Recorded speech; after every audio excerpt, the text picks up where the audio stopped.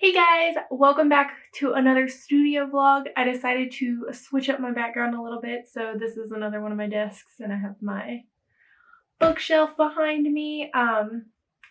For today's vlog, I have a lot of painting footage that I talked about last time, and one of those paintings is a giveaway. The giveaway it ends this Friday, actually. I'll be announcing the winner at 9 a.m.-ish.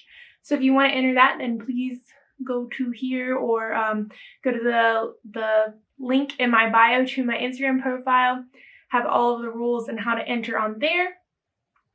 But yeah, today I am going to be talking about how I find client work a little bit. This isn't going to be like an official video. If you all wanted me to go more in depth with how I find work and maybe even do like a whole little, not like a spreadsheet, but like an info PDF for you to use as reference, please let me know in the comments and we can do a more official video. This one will be a little more candid. I took a couple notes and I'm just gonna kind of go through how I find work, if there's resources I use, kind of like how I feel about those resources, and what I've generally found helpful, because as of next month, I have been a full-time freelancer for a whole year. Yay! Which is crazy. It has not felt like a year, but it's also because I went full-time freelance in 2020, like February 2020, so this whole year didn't even feel like a year. It felt like a weird nightmare dream thing. So that's probably why. But yeah, other than that, work's been okay. Been doing this for a year, which is crazy. So yeah, let's just get into it. I'm in a rambling mood today, so hang with me. I'm gonna list off sites I use first, and then I'm gonna go into like other ways I find jobs. So you would have heard me mention it last video if you watched that. I do find a lot of jobs on Upwork. It's where I originally got started. So I was freelancing for probably 6 months before I went full-time. And it wasn't so much that I was making a lot of money to go full-time. It was more that I had the support system that I needed out of my job that I was in. I was just not happy at all. Like, it was affecting my mental and physical health. So I decided to go full-time freelance. And surprisingly, it's been less stressful. But so I got on Upwork there, and I did like little simple jobs, like just to get a job. And again, I could talk about this in depth if you would like, just let me know. But I like took on like a Facebook profile resizing for like this brand.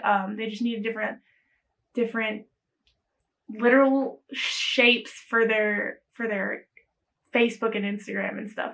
Super simple, like $25 just to get my foot in the door. And then I did a couple other like $25 to like $100 jobs, and now my day rate is $35 an hour. So it's not my day rate, it's my hourly rate. And depending on the client and the depth, I go up to $50 an hour. So I've definitely come a long way. But Upwork's definitely been a good place to get started. If you're new to freelancing, I highly recommend Upwork. I did want to talk about like the pros and cons of Upwork, since I am on there pretty much daily. So the pro, number one, is payment protection. So if you watched my last vlog, you would have seen that I had a bad client and they were very rude. But I worked on Upwork. I clocked my hours with Upwork's system. They took screenshots of my work. I kept track of what I was doing when I was working with them. So the client, even though they're disgruntled for no apparent reason, they can't ask for their money because I did my work. Whereas if I did a contract with them separately, they might come back and be like, well, I'm not paying this invoice, and then I have to deal with that. But Upwork deals with that for me. So they can dispute the charges that I've given them. But with the evidence I have and the conversations we've had on Upwork with that client, they couldn't get their money back easily. And in most cases, I would win that because I've proved that I've done the work. Whether they're satisfactory with it or not is regardless to Upwork. They're like, they did the work, they get the money. So super pro on that one. Upwork's also free or cheap to apply. So you get connects, and depending on the range of the job, like if it's a high profile job, it'll be like 6 connects, and if it's like a low profile job, it'll be like 1 connect, 2 connects. It's basically just their in-house currency thing that they use, and you can pay for those. You can pay for a subscription to like a freelance pro thing that they have, and you get connects that way. I really don't use that many, and I've had the opportunity to get a couple free ones based on like reward systems they've had in place. And I don't even know. I think when they changed certain things, they gave me a bunch of free connects, and I haven't even used all of them. So it's basically free to apply for jobs, at least for a little while. So that's a super pro. And then the third pro that I have is you get rewarded for doing good work. So while this last client's probably going to drop my job score down, which is how they range freelancers. So I'm at like a 94%. There for a while I was at 99. But I have been top rated before. And on Upwork's system, top rated, you get pushed for more jobs. You have like people helping you like in the Upwork system, like, hey, this job looks good for you, which they still do that, but they do that less often with me. You get to basically, I'm going to include the link of Upwork's talent, the thing. But they have like rising talent, pro, top rated, that kind of stuff. And those are just rewards for keeping a high job score, like making so much money on the platform. So those are nice, and those come with perks that will be in the link below on the Upwork website for you to look at. Now, I do have cons of Upwork. Like anything, nothing's perfect. So my first con is I feel like the fees are a bit much, but I do want to preface this with saying they're really not too much. Like, I think it's like 20% of my revenue gets Upwork takes is like a service fee for using them, like for the payment protection and like connecting with the client and everything. However, the only main reason I say it's too much is because when I've had issues, I've contacted Upwork, and not so much client issues, it's like back-end issues like on their website. And they don't get back to me. I get met with robots, AI, like I don't get people.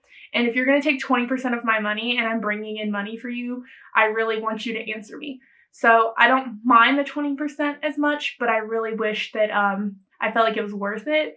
Sometimes, especially when I have issues and they don't get back to me, I'm like, okay, like don't take 20% if you're not going to get back to me. So that's my big con. My second con, and I touched on this as well last vlog, if you haven't watched that, I'll put a link in the description, is that I feel like they put clients over freelancers, and I feel like a lot of places do this, and I definitely have noticed Upwork having strides to fix this in the way that their system's set up, but it definitely favors, like, the customer is always right, basically, and I don't think that's how it should work, because like freelancers are what make the platform. Like clients wouldn't come to the platform if there weren't good freelancers on the platform.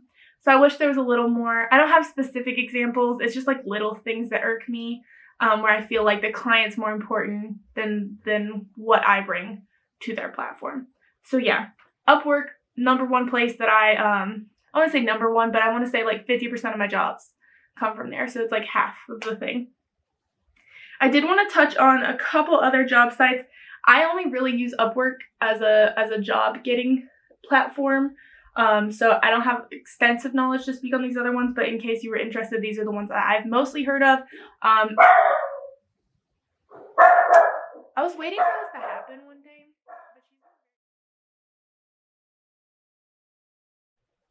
Okay, I think she's done barking. No promises. She hates the UPS man. It's like her arch enemy. Anyway, what I was saying is, I mostly use Upwork to get jobs. It's like the only job site that I really use, but I have had, she's not done. Maybe. She's got this last little barks out, and she's like, no. She's like, I mean business, UPS man. Okay. I have had some experience with these other platforms. Most of them I haven't gotten jobs on, but I have created profiles on. That is one tip that I can give you guys, is if you just have a profile on there, even if you're not active. I have had clients who've actually emailed me because they found my profile somewhere else, and I had links to my website and stuff, so it doesn't hurt to have accounts on these sites, but I don't personally know a lot, so I'm not going to talk about them too much. The number one that you've probably heard of is Fiverr. Now, I'll tell you why I don't like Fiverr. I feel like their platform's set up to devalue artists and designers and freelancers' work.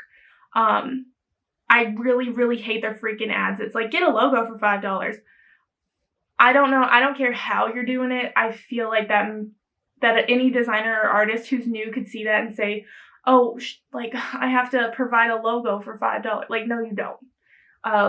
I'm working on a logo client, and I don't even do logos, but I'm like working on a client job right now with like some logo stuff, and like the bare minimum that I will let them pay me is like $2,000. So don't do a logo for $5 if you're doing logos. So that's one reason I don't like Fiverr. I feel strongly about it. It's already hard enough for people to value their work. I still struggle with it. I'm happy to talk to any of you guys about like how much you charge, and I can tell you what I charge, because that stuff should be like sung, like yelled off the rooftops, like value your work. You're awesome. Even if you're new and starting, you're awesome. You need to make a living if you're trying to make a living. Okay. So yes.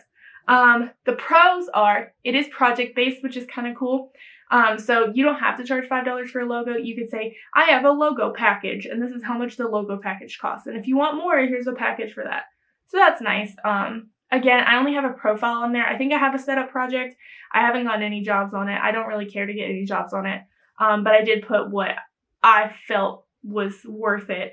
But yeah, I think Fiverr's trying to change their brand as well. So it's more like freelancer centered instead of client, which is the same thing that Upwork's having issues with, I feel like. So there's that. Don't particularly love Fiverr though. If you use Fiverr though and you make good money, good for you. Go for it.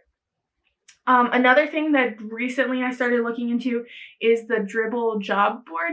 So Dribbble is like a kind of like a social media platform for artists, designers, animators, and they have a professional job board. I have an account on there, but I don't have an account like to have jobs, because I think it's like Dribbble Pro, and you used to have to get invited. I haven't looked into it much, but I'll include a link for that. And it's just a job board, and from what I've seen, a lot of the jobs are like actually nice jobs that are high-end jobs, like actual good money jobs. So Upwork, a lot of the jobs I'm taking on are a little bit smaller, but I take on a couple little ones, whereas it looked like Dribble's jobs boards, it was like big contract, like $1,000 up, whereas on Upwork I'm taking like 500 or less kind of projects, or like long-term projects that maybe be $5,000, but it's like over the span of a year, where it's like 5 hours a week kind of jobs. So yeah, that's the only job sites that I feel that I have any knowledge to talk on. There's plenty. Literally, if you Google like freelancer job sites, you'll find them. And most of them have any sort of like art or design. If you're into that, if you're into writing or anything, then they'll have writing jobs. You just have to like look for it. I did want to talk a little bit about how I find jobs outside of job sites. So, social media, man. I have a Facebook that is not very active, but I have it. An Instagram, which I post 3 times a week, at least once a week. So, that helps me actually get jobs. Clients see me on there. And, LinkedIn actually kind of helps me sometimes. People reference my profile on there, and they find my website or my Upwork profile from my LinkedIn. Again, like I said, having accounts isn't bad, especially if it's not an account you have to be active on. Like, you don't have to be active on LinkedIn, but it doesn't hurt to have one with all of your contacts and like website information on there. Like, that's super helpful. Word of mouth. That's a little obvious, but do good work for your clients. Tell people that you do art. Like, you don't even know your family, or like your like more distant friends might not even know that what you're doing. Like, I just posted yesterday all on my Facebook and like a place where my local community sees it, that I'm doing a art sale on Friday. No one would have known that if I didn't tell them. Like, you have to tell people. So like, tell people like, hey, I'm a local designer. Hello, friends. Like, I have my one friend, she's been referencing, people will look for artists, and she'll tell them about me. which is awesome. Thank you. But she only tells them about me because she knows that I'm active, and I post about it and I go, hey, I'm taking this kind of work. Like, just put it out there, manifest it, let people know what you're looking for. My website, I don't get as many hits. I don't have like a contact form on my website. I think those are impersonal. I have an email. So if people are coming from my website, I don't particularly know that they found me on my website other than like I could see the traffic. But I had one client from like Australia. They found me on my website. So yeah, websites are nice. You don't have to have a crazy one. I use Squarespace for mine. I could go in a whole video on how I did my Squarespace website. I know I have a vlog where I was building my website and it took 2 days to like refresh my website, but I'm super happy with it now. So yeah, even like a simple website with some pictures and like your email, super helpful. This kind of goes back to word of mouth, but referrals. I have clients who I really, really enjoyed working with. I love working with them, and they refer me to their friends. And their friends are typically other business owners because if you're someone like, I'm a freelancer and not all of my friends are freelancers, but I have a lot of friends that are freelancers. So if you work for a client who's like a branding consultant, or if she's like, my one client's a producer, her friends are most likely going to be actresses, actors, and producers and directors. So who do you think she's going to refer me to? Her friends who are producers and directors. So referrals are awesome. If you have a client that's in a certain niche that you want to be in, like TV design, or like I've been niching into like children's illustration, anything to do with children's brands. And I feel like I'm attracting those kind of clients because I did good with this one children's brand, and then they see that, and then their friends would get referred to me because they're other children brand owners, or they're looking for someone to do children's illustration. So basically what I'm saying is referrals are awesome. Do right by your clients. If you have clients in a specific niche, those might still be coming your way. And lastly, I haven't done this a lot only because I did it a little bit at the beginning and everything's kind of just like ramped up. Is like cold calling or cold emailing.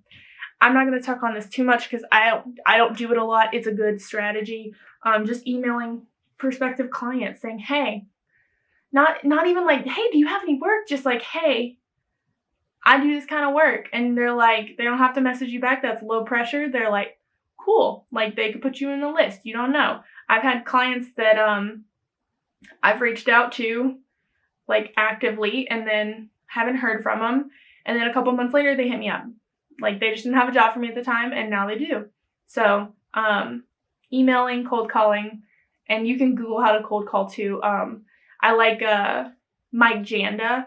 He does a lot of stuff on like how to do that, and like I read the like Freelancer's Bible or whatever, and I'll link that as well.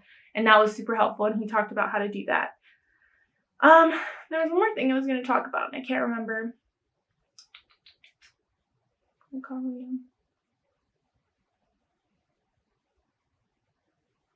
Yeah, I don't know. It just came up in my mind. I was looking at this and I said, yes, that I should talk about that. Anyway, I'll talk about it in another vlog if it comes to my mind. But I remember. This references back to just telling people what you do. I worked on some projects when I was a student at Virginia Tech, and I know this is a super specific example, but like a university, like if you went to school and you have teachers, like your teachers or your professors are in the field, like go talk to them. So I have contract work with the school I graduated from, and I have for about 3 years now. And it's not like crazy amounts of work, and it's not even like set up to like my hourly freelance rate, but it's good money. It's only like 10 to 15 hours a week most of the time. And then we're applying for grants and stuff, which could be good money if that comes in. So if you went to school and you have connections in like higher education or even in high school education, like if you just have your high school diploma, talk to your art teacher. Like she's an art teacher. She works in the arts. Like she might know somebody. They normally have museum connections if you're into like fine art and you're looking for museums. Hell, even if you're in branding, if you're looking to like brand a museum, like who knows, like maybe your local place or like the place down the street needs new branding in their museum. you gotta look for it. You find opportunity when you're actively looking for opportunity. So yeah, this is the most talking I've done. I really hope that was helpful. I tried not to talk too fast, but I also didn't want it to take too long. I know I've already said this 200 times. Again, if you would like for me to talk more on this, please give this video a like, comment down below, tell me that you like this kind of stuff, talking about freelancing. I do eventually want to get into like freelancing consulting. I love freelancing and teaching people how they can be their own boss. So yeah, let's go ahead and cut to some clips of me painting.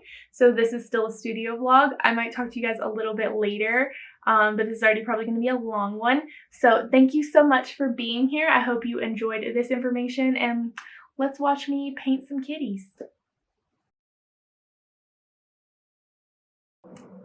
Hey guys, Editing Taylor here. I just wanted to interject and tell you all that I decided I'm not going to be putting the clips of my painting on the back end of all that talking. The video is already 20 minutes long. It's 8:30 on Tuesday, and this vlog uploads at 9 a.m. on Wednesday. So I'm going to go ahead and make another video probably tomorrow to upload of all of the painting clips that I have, so I still have like a studio vlog. But I thought this freelancing video was a little bit more informative, and I did have someone ask for it, so I wanted to go ahead and upload this. So basically all I'm telling you is goodbye. I will see you either Friday or next week. So thank you. Bye.